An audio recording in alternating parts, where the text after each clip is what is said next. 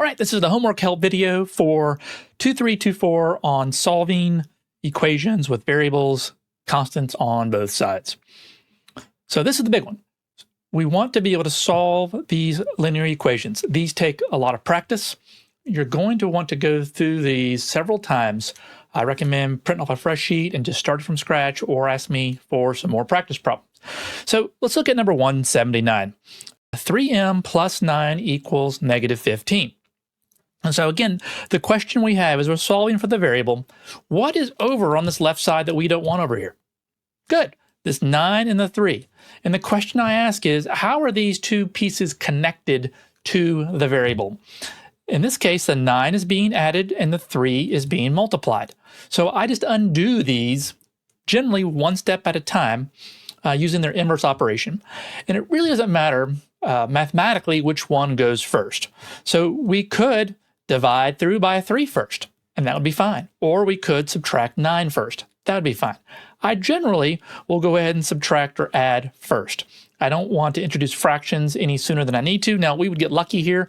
There wouldn't be fractions if I divided through by 3, but let's just go and stick with this. So I'm going to subtract 9 from both sides. Now, most students actually get that part correct. So I'm going to bring down my 3m equals, it's the arithmetic that they mess up. So really be careful on that. We're going to say negative 15 minus 9 is negative 24. Now, if you need to, use your calculator or just drag that out, and we'll say negative 15 plus a negative 9. That sometimes helps. All right, we're one step away. So I'm going to go ahead and divide through by 3. Again, the question we ask is, how is this 3 connected to the m? It's through multiplication. I undo multiplication with division. And so those cancel, and I'm going to get m equals, I've got a negative or positive, is a negative 8. Now we can check that. I can take this negative 8 and plug it in. I'm going to plug the negative 8 back in. Let's see if this works out. So 3 times negative 8 plus 9 equals negative 15. So that's our big question there. Is that a true statement or not? So 3 times negative 8 is negative 24. Plus 9, does that equal to negative 15? Yes, it does. So I'm pretty confident that I'm right. All right, let's look at another one. Number 189, 8x plus 27 equals 11x. So on ones where we have variables on both sides, or even constants on both sides, I often want to get those together. And so it doesn't matter which way we go, I'm probably going to move my 8x to this other side and combine it. So those cancel. And I'll get 27 equals 11x minus 8x is 3x. Okay, we're one step away. How is that 3 connected to the x?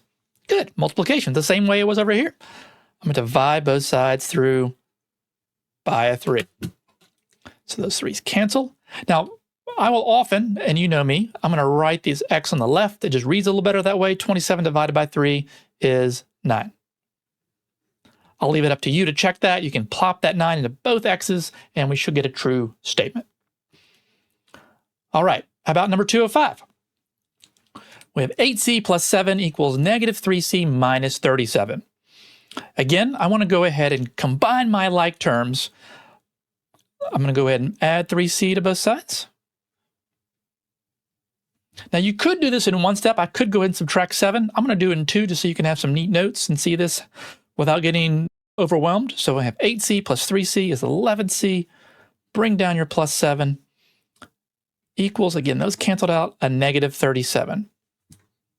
So the more that I see mistakes come in is this negative 37, the negative gets dropped off. Really be careful. Make sure you bring those signs down when appropriate. All right, so what am I going to do now? Now it's very similar to what I had up here in number 189. How is this 7 connected? Through addition. So I'm going to subtract it. Now we could divide through by 11 first, but I like fractions and I wouldn't want to do it. So let's go ahead and subtract 7 first. Those cancel. I'm going to have 11c equals negative 44.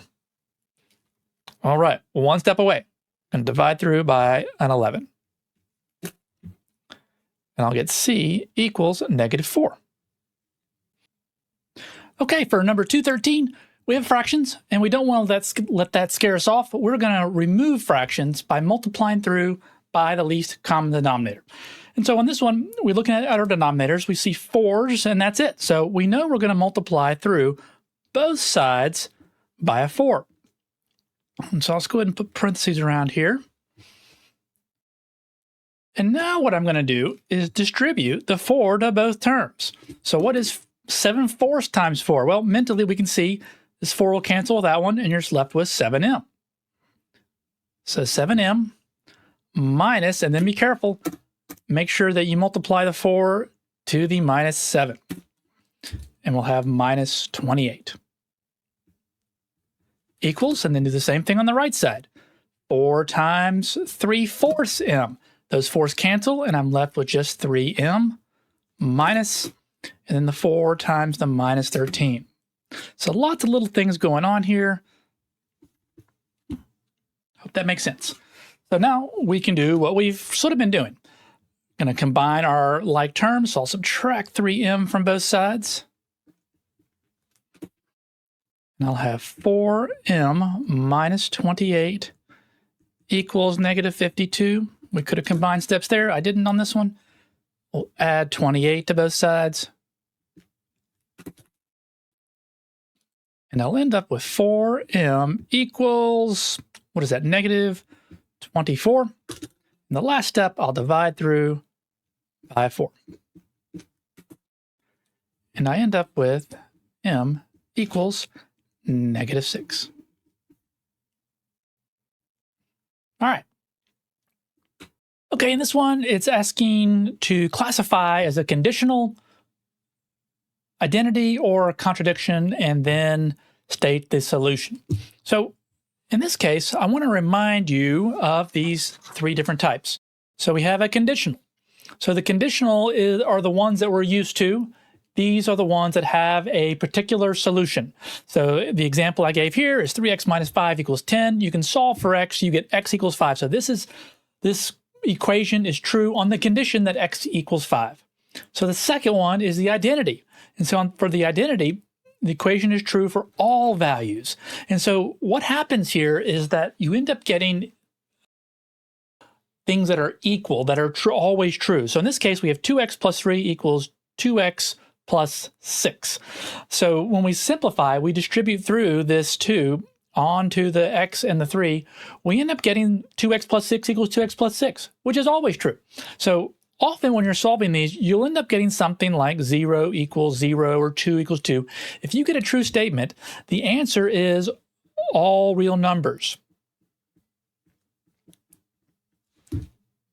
Now, the last thing is the contradiction. So the contradiction occurs often when you end up with the variables drop out and all you're left with is an untrue statement like 2 equals negative 7. So if you get 2 numbers that are never equal to each other, it's going to be a contradiction or no real solutions, or really, you can really just say no solutions at all. So no solutions. Okay, so with that in mind, let's look at this first problem. 15y plus 32 equals 2 times the quantity 10y minus 7 minus 5y plus 46. Okay, so I'm going to clean up each respective side. So 15y plus 32, nothing to do there, so I'm just going to rewrite it. Equals. Now I can go ahead and distribute 2 onto both of these terms.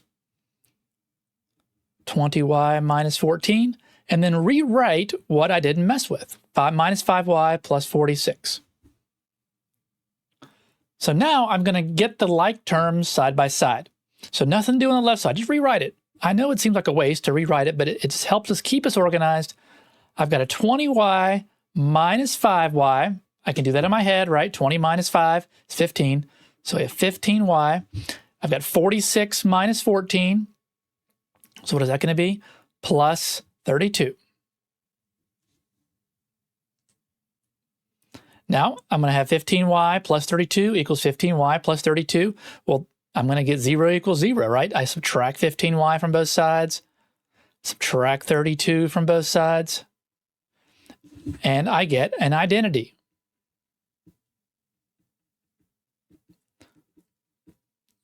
All real numbers would be the solution for that. All right, so I hope that helps.